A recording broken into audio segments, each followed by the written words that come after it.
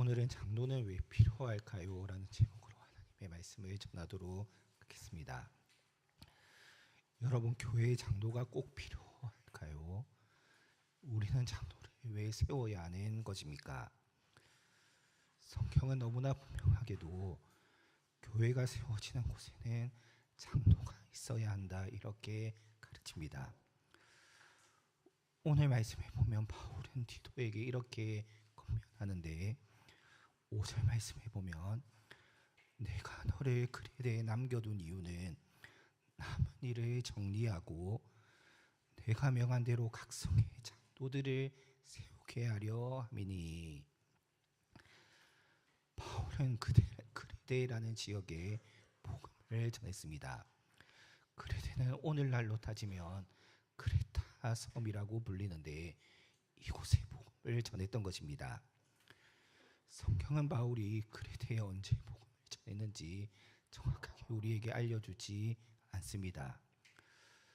아마도 바울이 복음을 전하다가 로마에 툭 대고 잠깐 풀려나게 되는데 이후에 그레데에 본격적으로 복음을 전한 것으로 우리는 추측해 볼 수가 있습니다. 따라서 바울은 말년에 그레데에 복음을 전했고 그로 인해 이 그레데에 교회들이 생겨났다, 이렇게 우리는 이해할 수가 있습니다. 여러분, 복음이 전해지는 곳에는 교회가 생겨나게 됩니다. 그런데 교회가 생겨났다고 해서 모든 사역이 끝난 것이 아닙니다. 아직 남은 일이 있는데 그것은 바로 교회의 장로를 세우는 일이었습니다. 왜냐하면 교회가 건강하게 세워지려면 말씀에 따른 질서가 필요하고 그 질서를 위해서는 다름 아닌 장로가 세워져야 하기 때문입니다.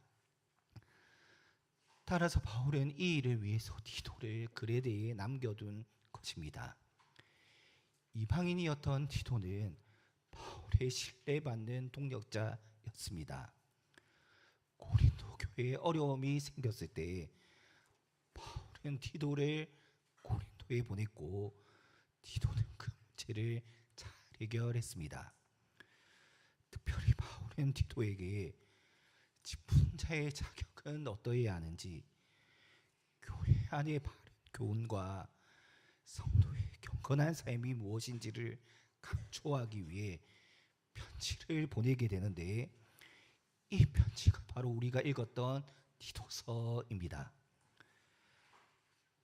바울은 디도를 그레데에 남겨두면서 그 이유를 남은 일을 정리하고 이렇게 표현합니다.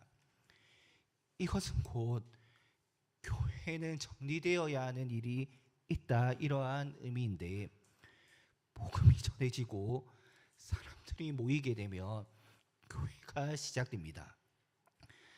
그러나 사람들이 아무리 많이 모인다고 해서 바로 건강한 교회가 되는 것은 아닙니다.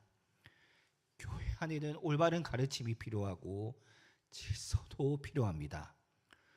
돌봄이 있어야 하고 분별도 있어야 합니다. 잘못된 가르침은 막아야 하고 성도들의 삶은 말씀으로 세워야 하며 공동체 안의 문제는 성경적으로 다루어져야 합니다. 그레데 교회도 마찬가지였습니다. 바울이 복음을 전했고 사람들이 그 복음을 믿음으로 받아들였습니다. 그래서 교회가 세워지게 되었는데, 그러나 아직 정리되어야 할 일이 남아 있었습니다. 그 정리되어야 할 일이란 다름 아닌 장로를 세우는 일, 장로를 세우는 것이었습니다. 여기서 우리는 장로를 세우는 것이 교회의 질서와 깊은 관련이 있다라는 것을 알 수 있는데, 장로는 교회가 아무렇게나 흘러가지 않도록, 무질서하지 않도록 하기 위한 직분이 바로 장로의 직분이다, 이 사실을 우리는 알 수가 있습니다. 여러분, 교회는 사람들의 생각이나 감정에 따라 흔들리지 않아야 합니다. 물론 성도들의 생각이나 감정이 중요하지 않다는 것은 아니지만 교회는 언제나 말씀과 질서 안에서 세워져야 하는데 이것을 돕는 직분이 바로 장로입니다. 교회 안에는 여러 가지 의견이 있기 마련입니다. 우리마다 사람마다 생각이 다릅니다. 어떤 사람은 빠르게 가자고 하고 어떤 사람은 천천히 가기를 원합니다. 어떤 사람은 이것이 중요하다라고 생각하고 또 다른 사람은 저것이 중요하다라고 생각합니다. 따라서 때로는 성도들 사이에 갈등이 생기며 신앙적으로 미성숙한 모습이 교회 안에 나타나기도 하는 것입니다. 이럴 때 우리는 어떻게 해야 할까요? 단순히 다수의 의견을 따라가서는 안 됩니다. 무엇이 성경적인지, 무엇이 교회를 유익하게 하는지, 무엇이 성도의 올바른 길로 성도들을 인도하는 방편이 되는지를 분별하고 말씀에 따라 교회를 잘 정리할 수 있어야 하는데 이것을 감당해야 하는 직분이 바로 장로인 것입니다. 그렇기 때문에 바울은 5절 9절에서 장로의 중요한 자격을 이렇게 언급합니다. 미쁜 말씀의 가르침을 그대로 지켜야 하리니 이는 능히 바른 교훈으로 권면하고 거슬러 말하는 자들을 책망하게 하려 함이라. 여기서 우리는 바울이 말하는 장로의 자격을 알 수가 있는데 여러분, 바울이 말하는 장로의 자격은 무엇입니까? 그것은 바로 말씀을 붙드는 사람이어야 한다라는 것입니다. 미쁜 말씀이란 신뢰할 만한 말씀, 믿음직한 말씀이라는 의미인데 성경의 문맥에서는 사도들이 전한 바른 복음의 가르침이다라고 말할 수 있으며 오늘날 교회에서는 이것을 교리라고 표현합니다. 즉 장로는 사도들이 전한 바른 복음의 가르침, 오늘날의 교리를 그대로 잘 지키는 사람이어야 한다는 것입니다.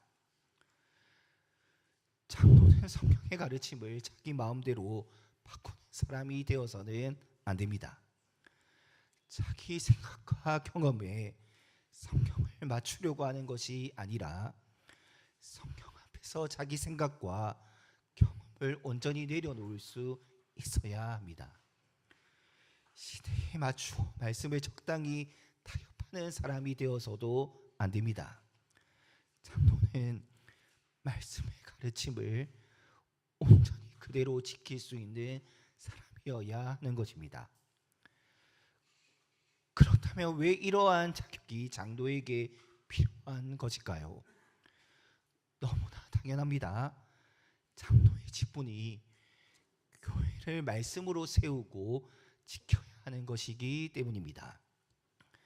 그래서 바울은 장로가 바른 교훈으로 교회를 권면하고 거슬러 말하는 사람을 책망할 수 있어야 한다, 이렇게 말하고 있는 것입니다. 이렇게 하려면 무엇보다 장로 자신이 먼저 말씀과 교리 위에 굳게 서 있을 수 있어야 합니다. 여러분, 장로가 말씀을 모르면 어떻게 될까요? 교회를 지킬 수 없는 것입니다. 장로가 교리를 가볍게 여기면 잘못된 가르침으로부터 온 양떼를 보호할 수 없습니다. 장로가 성경보다 인간적인 경험을 앞세우려고 하면 교회는 점점 하나님 중심이 아니라 인간 중심으로 끌려가게 되는 것입니다. 물론 장로가 목사처럼 성경을 가르치고 설교해야 한다라는 뜻은 아닙니다. 그러나 장로는 그 누구보다 말씀을 사랑하는 사람이어야 합니다. 성경의 큰 가르침을 알고 큰 흐름을 알고 있어야 하며 바른 교리와 잘못된 가르침을 분별할 수 있어야 합니다. 그래서 성도들이 어려운 문제를 만났을 때 말씀으로 권면할 수 있어야 합니다. 교회가 중요한 결정을 할 때도 말씀의 원리를 따라 인도할 수 있어야 합니다. 장로는 단순히 인격이 좋은 사람만으로 충분하지 않습니다. 인격도 좋아야 합니다. 그러나 말씀을 붙들지 않는 좋은 성품만으로는 교회를 결코 지킬 수 없습니다. 따라서 장로는 좋은 사람이어야 할 뿐만 아니라 말씀의 사람이어야 한다라는 것, 이것을 우리 공동체가 꼭 기억해야 합니다. 또 한 가지 오늘 말씀은 장로가 능히 바른 교훈으로 권면할 수 있어야 한다, 이렇게 가르칩니다. 여러분, 권면이 무엇입니까? 권면은 단순히 충고하는 것이 아닙니다. 내 생각을 말함으로 변화를 이끌어내는 것도 아닙니다. 권면이란 성도의 믿음을 말씀 위에 세우는 것이며 성도의 삶을 말씀의 길로 인도하는 것이 바로 권면입니다.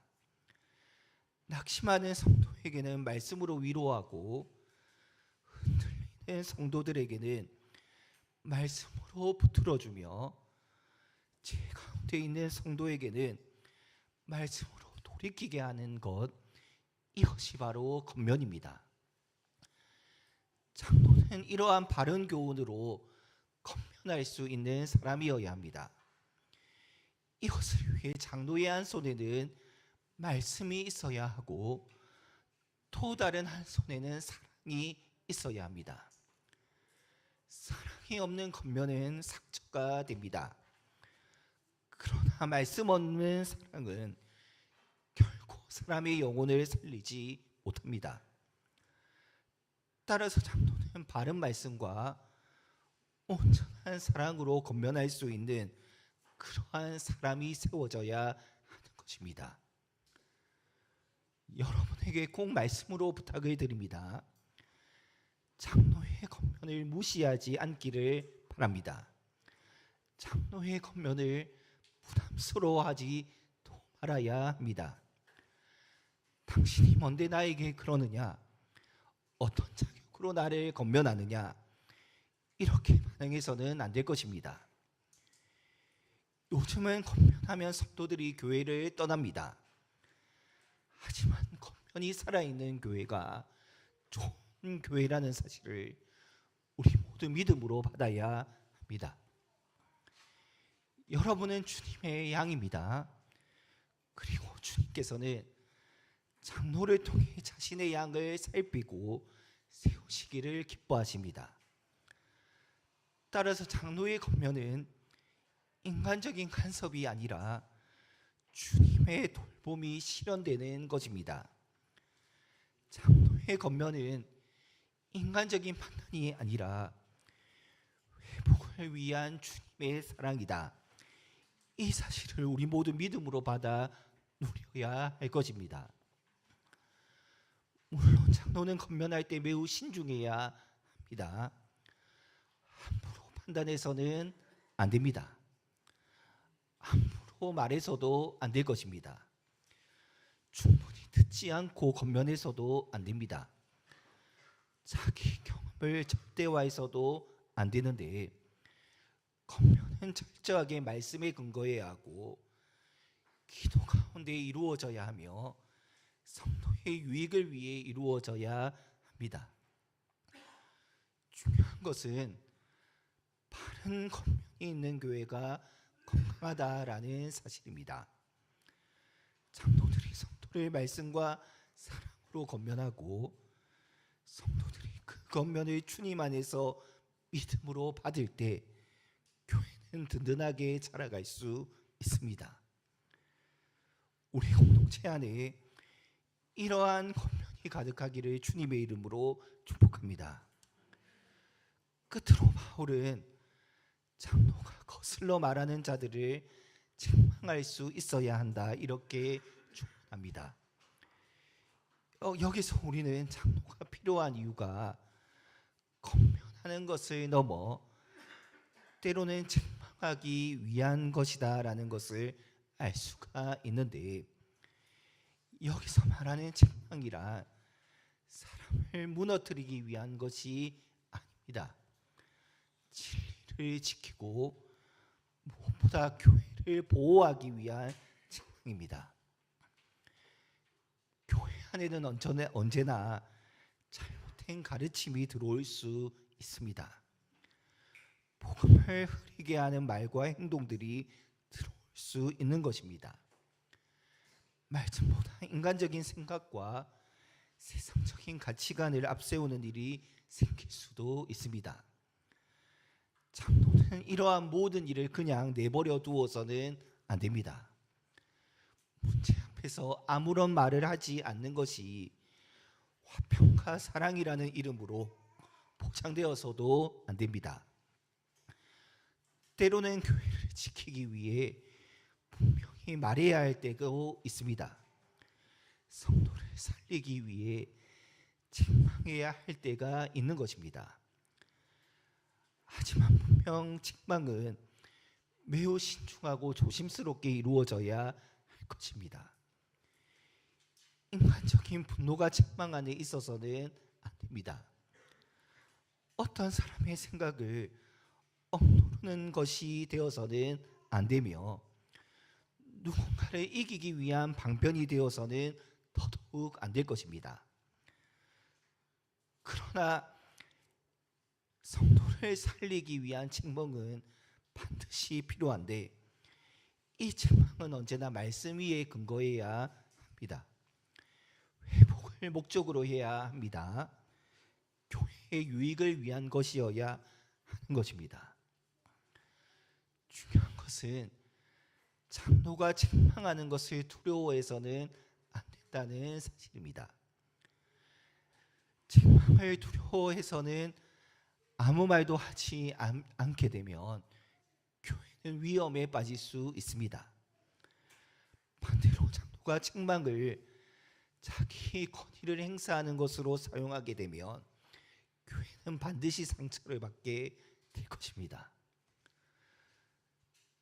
따라서 장로에게는 말씀과 사랑, 그리고 용기와 겸손이 함께 필요합니다. 그리고 우리 모두 이러한 장로님이 세워질 수 있도록 마음을 모아 함께 기도해야 할 것입니다. 이제 우리는 처음 질문, 장로는 왜 필요합니까? 라는 질문으로 돌아갈 수 있어야 합니다. 여러분, 장로가 왜 필요한 것입니까? 장로는 교회 안의 말씀 안에서 질서 있게 교회가 세워지도록 하기 위해 반드시 필요합니다.